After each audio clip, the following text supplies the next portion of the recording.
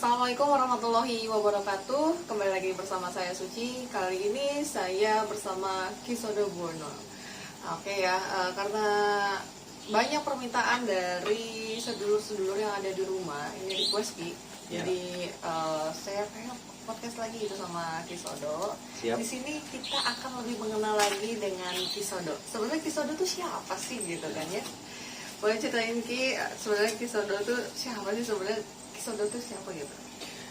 Saya kelahiran seorang anak dari keluarga biasa-biasa, lahir di Lumajang, Jawa Timur, 1987 yang lalu. Kemudian umur 6 tahun, 8 sampai 9 tahun saya pindah hijrah ke Bekasi karena mengikuti orang tua, dan akhirnya saya sekolah SD sampai kuliah di sini Bekasi. di Bekasi. Tuh. Tapi udah usia berapa sekarang ya? Masih Sekarang muda ya, ya guys. 33 ya. Udah tua. Oke. Untuk di dunia spiritual Ya. itu semenjak kapan tuh Ki? Maksudnya udah bapak mengasah atau memang udah ada keturunan gitu? Iya. Mungkin saya yang biasa dibilang orang itu keturunan atau dapat istilahnya itu silsilah, meneruskan akar. Pokoknya saya itu orang yang semenjak SD menuju remaja itu sebenarnya orang yang nggak percaya, bukan nggak percaya, jauh sekali dengan dunia mistis. Maksudnya kalau ada teman-teman cerita horor atau gitu ya, atau ketemu sesuatu yang serem-serem pada waktu SMP itu, SMA, saya nggak terlalu gubris, biasa aja, nggak yang terlalu yang wih seru gitu, enggak. Nah, singkat ceritanya itu saat saya mau lulus SMA ke kelas 3, pada saat itu di semester akhir, iseng ada majalah di rumah. Saya lupa majalahnya apa, yang jelas di situ ada namanya ramal zodiak, Oke. sama satu lagi cara meramal garis tangan. Tulisannya belajar cara meramal garis tangan gitu ya. Nah, awal mula dari situ Mbak Suci. Kemudian saya lihat nih di majalah itu, oh kalau garis ini, jadi kan kayak ada ininya, seperti ada kayak kunciannya, kalau kesini berarti artinya ini, kalau kesini artinya. Saya baca tuh, saya lihat. Besok paginya saat di sekolah, saya duduk dengan teman saya namanya Andika, atau biasa dipanggil dia Tukul. Walaupun sebenarnya mukanya nggak mirip sama Om Tukul, tapi dipanggil Tukul. Mungkin gayanya kali ya. Kemudian tiba-tiba saya ingin mengaplikasikan apa yang saya baca semalam kaitan dengan meramal. Mempelajari kali ya. Saya peganglah tangan kirinya tuh si Tukul, si Andika itu. Kalau dia tahu kali dengar, dia tahu juga kali. Saya lihat garis tangannya, kok delala yang terlihat adalah garis tangannya sih kelihatan. Tapi Mbak Suci, di garis tangannya itu, di telapak tangannya kan warna kita kan pink begini ya. Iya, iya. Bener ya, pink. Ah. Kemudian ada guratan seperti putih gitu. Jadi kelihatan jelas putih, guratan putih seperti ditekan begini nih. Kan jadi warna putih ya kalau ditekan gini ya. Itu berbentuk seperti layang-layang. Saya jadi nggak fokus ke garis tangan ini, saya gini lagi tangannya sampai si Tukul agak risih. Teman saya itu agak risih gitu. Saya gini lagi, kok nggak hilang-hilang tuh garis berbentuk seperti layangan, terus ada benangnya gitu. Nggak tahu kenapa, tahu-tahu mulut saya berucap spontan gitu, Kul, hati-hati lu Kul, ini lu akan kehilangan sesuatu nih yang lu senengin pada saat ini, hati-hati gitu. Ya si Tukulnya yang ya namanya temen SMA, apaan sih lu, nggak jelas gitu kan. Nah, udah tuh habis itu saya juga nggak terlalu gubris, pastinya nggak terlalu yang akhirnya semua orang saya liatin, enggak, hanya si Tukul itu aja. Kemudian berapa hari setelah saya cek tangannya itu, motor barunya hilang. Udah beli belum ada sebulan. Beli cash. Pada saat itu Tukul konfirmasi lagi nggak? Enggak. Maksudnya Justru Tukulnya tuh nggak nggak ingat percaya? masalah itu. Oh, oke. Nggak ingat masalah itu Tukulnya. Saya yang jadi ingat tentang itu. Iya gitu. Iya.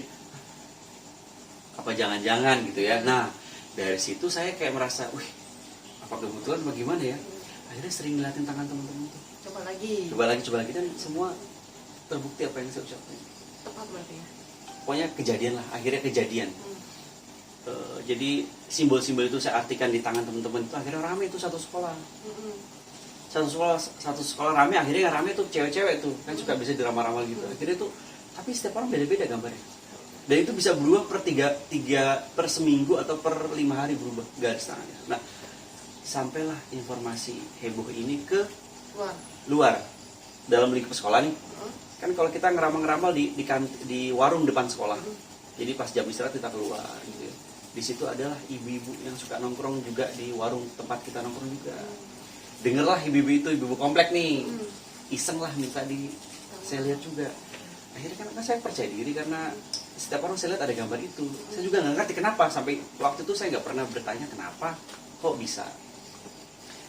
Singkat cerita, nyampailah ke warga sekitar ibu-ibu tuh. Setelah ibu ini satu, ada datang lagi ibu lagi kan gitu ya. Biasanya ibu-ibu kan dari mulut ke mulut kan. Iya, betul. Ada salah satu ibu-ibu yang saya lihat tangannya, kemudian saya nggak bisa ngelihat tangan, nggak bisa ngelihat simbol apa-apa, cuma berbau busuk. Tangannya nih, kok kayak bau bangke itu busuk. Terus saya bilang, Bu maaf, tadi habis masak atau apa gitu, barangkali dia habis megang apa itu. Enggak mas, katanya gitu kan. Dia cuci tangan lagi tuh, cuci tangan di pakai sabun gitu ya. Pokoknya dicuci tangan pakai di warung mami itu, dia saya lihat lagi masih ada bau. Ada apa gitu ya? Itu nggak tahu kenapa naluri saya kayak ya spontan aja nih. Aduh, kayaknya ada yang aneh sama ibu ini. Akhirnya saya ke rumahnya tuh. Ternyata bau itu makin menyengat di situ. Di rumahnya ternyata salah satu keluarganya ada yang kena sihir. Nah, pokoknya singkat cerita gitu Mbak Suci. Jadi kalau sekarang lagi nggak ngeliat ini lagi udah. Jadi yang saya rasakan itu proses belajar saya adalah di lapangan. Karena saya tidak punya guru, karena saya hanya silsilah keturunan. Jadi proses perjalanan seperti itu. Jadi awal mula dari hal seperti itu, akhirnya nyium bau amis, nyium bau yang lain dan mempunyai masalah yang berbeda-beda, arti yang berbeda-beda dari bau itu. Kemudian dari bau itu juga akhirnya bisa mencium bau energi dari jin, kalangan jin. Beda-beda, oh ternyata bau jin ras ini baunya ini, bau jin ras Banuljan ini, bau ras Al-Amr ini, Aruha baunya seperti ini. Dari situlah. Jadi proses pembelajarannya seperti di lapangan aja. Jatuhnya jam terbang dong ya. Betul. Jadi kalau dari isyarat yang saya terima itu ya, jadi saya proses pembelajaran itu saat saya di tahun 2000, pokoknya setelah lulus kuliah, setelah lulus SMA itu proses pembelajaran saya. Jadi on the spot langsung di lapangan dengan banyaknya pasien di rumah saya, tamu. Sampai berapa tuh orang? Tamu itu pokoknya selepas saya pulang kuliah udah ngantri sampai ada tukang parkir juga. Jadi di belakang rumah saya itu ada sekolah SD, itu jadi lahan parkir. Jadi saking banyaknya. Nah disitulah saya proses belajar itu justru di situ. Nah singkat cerita pokoknya udah begitu ya. Banyak tamu, banyak pengalaman, ketemu banyak orang, ketemu banyak kasus dan sebagainya. Saat saya mulai mau berkeluarga, istri tidak mengizinkan gitu bahasanya. Akhirnya saya stop terima tamu itu. Langsung stop karena itu juga sudah jalan. Sudah jalan dan akhirnya saya menerima pasien pun hanya tertentu. Konteksnya kalau dulu kan kasusnya banyak, mau kasus perselingkuhan, keluarga, warung, pengasihan semua diterima. Jadi kalau sekarang hanya fokus kepada sihir. Gitu. Jadi sihir fokus kepada itu karena menurut saya itu hal yang paling urgensi dan harus banyak edukasi di situ menurut saya. Begitu. Oke. Jadi pada saat itu kan banyak tuh tamu kan ya, membludak lah gitu kan. Mungkin dari pihak keluarga lah ya. Responnya itu seperti apa? Apalagi dari orang tua ya. Jadi pada saat prosesi ibarat itu saya belajar lah pada saat itu terima tamu itu kan belajar. Orang tua tuh sampai saya kontrakan rumah sendiri. Iya, saya kontrakan rumah sendiri karena ada efek yang tidak baik menurut saya. Kalau ada orang tua saya di situ karena saya kan menerima tamu dengan berbagai macam kasus, terutama sihir. Itu akan efeknya menyerangnya ke saya. Dan saya takut ada apa-apa dengan orang tua saya. Akhirnya saya kontrakin rumah lah jauh dari rumah saya. Karena setiap malamnya itu hampir setiap malam pasti diserang. pasti ada gangguan gitu pasti yang tahu-tahu ada api di genteng saya gitu ya. Terus saat lagi terima pasien tahu-tahu ada kayak suara boom di atas rumah saya. Jadi tamu-tamu juga mendengar itu, karena wajar menurut saya, karena itu proses belajar saya.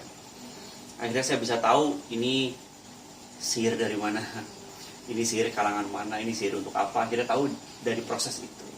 Jadi akhirnya orang tua sebenarnya awalnya jalan aja, akhirnya khawatir. Tetap orang tua khawatir, akhirnya mengingatkan, kemudian melakukan beberapa hal yang konteksnya menurut mereka, wah jangan-jangan anak saya ini kenapa sih kok tahu-tahu bisa begini, kan gitu tanya dong orang tua kan. Ada usaha-usaha juga orang tua itu meruqyah saya, ada sempat. Jadi itu mungkin dari orang tua istilahnya tanggapan dari orang tua gitu. Jadi sempat saya diruqyah karena berpikir bahwa wah jangan-jangan ada apa. Ternyata pas habis diruqyah ya biasa, sama aja, nggak ada apa. Oh gitu. Jadi nggak ada efek ya? Nggak ada efek. Pokoknya itu singkat cerita lah. Sebenarnya panjang ceritanya saat saya mau diobatin, itu masih panjang ceritanya. Mungkin singkat ceritanya seperti itu.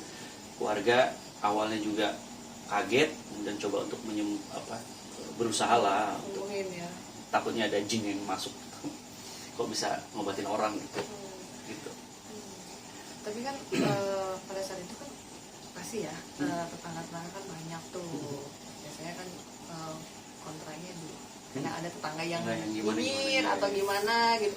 Ini kok ramai banget, kok terima-terima pasien gitu. Pada saat itu tuh ada komplain nggak sih dari tetangga-tetangga Kisodo itu? Alhamdulillah sih nggak ada, malah mereka mendapat rezeki juga dari situ. Oh gitu. Jadi ada yang jadi tukang parkir, ada yang menyediakan aqua, saya sebut merek ya. Kan jualan gitu ya. Air, kan saya butuh media air. Jadi air dengan merek itu tadi, jadi mereka yang tadi yang nggak jualan akhirnya bikin didus di depan rumahnya. Gitu, jadinya ya nggak ada sih konferensi, alhamdulillah. Karena kan semua udah diatur, Pak RT juga ikut jadi tukang parkir juga, maksudnya ikut jadi bukan tukang parkir, jadi dia mengarahkan, ngamanin gitu Mas Suci. Oke, Kisodo. Sekarang kan ya lagi ramai ramainya nih Kisodo ya dengan kasus yang saat ini belum terpecahkan misterinya gitu ya. Betul. Kasus Subang gitu. Itu gimana tuh Kisodo? Kok saya liatin itu Kisodo kayaknya wah gigih banget gitu ya. Mau memecahkan ini misteri gitu kan ya. Itu gimana tuh? Awal mula itu saya upload kalau nggak salah setelah kasus kejadian tanggal 18 itu, 18 Agustus ya. Saya upload video itu setelah 10 harinya Mas. Atau kurang lebih ya, saya lupa itu upload video itu karena ramai kemudian ada sesuatu yang menurut saya kayaknya ada yang janggal nih, kayak ada yang janggal. Kemudian saya berpikir kenapa enggak ya saya coba untuklah membantu, walaupun mungkin video saya dipandang sebelah mata atau dibilang pansos lah dan sebagainya, tapi di hati paling dalam nih coba berpikir bahwa gini, saya coba membantu lah dengan apa yang saya punya. Akhirnya saya upload video pertama saya. Ya mungkin karena pada saat itu sedang viral, akhirnya video saya itu naik. Banyak komentar dan banyak orang meminta agar saya melakukan komunikasi secara goib lebih jauh. Akhirnya saya berkelanjutan lah sampai hari ini. Dan itu pun pertama kalinya saya melakukan hal-hal komunikasi goib dengan cara mediumisasi Mbak Siti. Jadi baru kali itu, konten-konten saya sebelumnya kan enggak. Iya. Gitu. Jadi karena awal mulanya karena penasaran. Akhirnya ibarat katanya udah kecebur, ya mau nggak mau langsung mendalam. Langsung ya sampai selesai kalau bisa.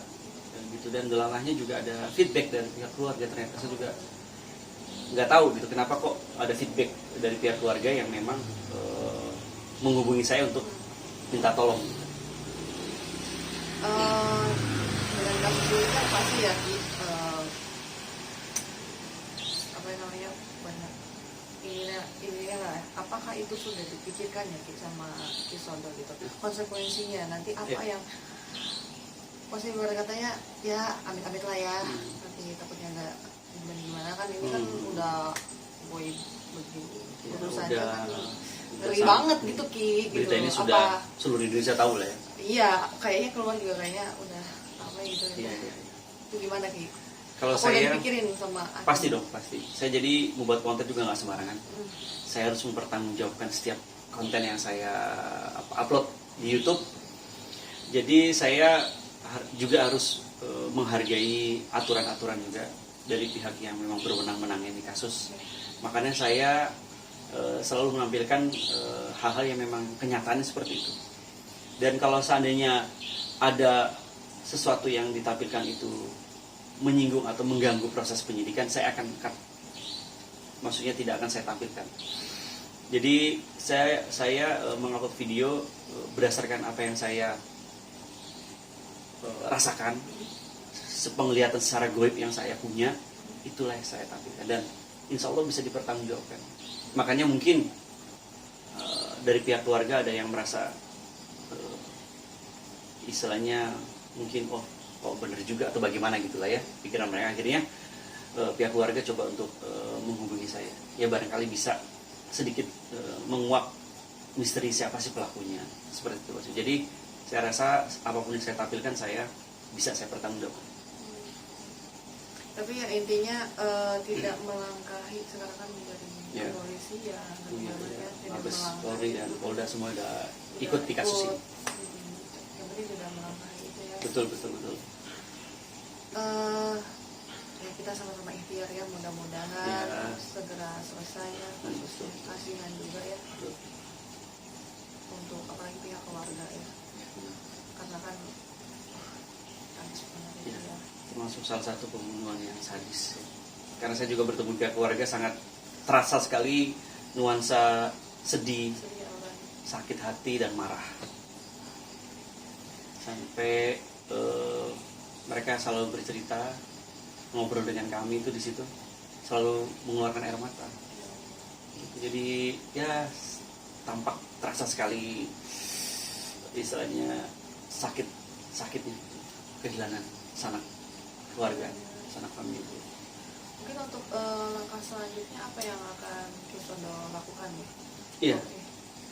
Untuk kasus ini ya, saya saat ini saya masih selalu berkomunikasi dengan Kepala Desa, Bapak Indra Zainal Alim, sarjana hukum.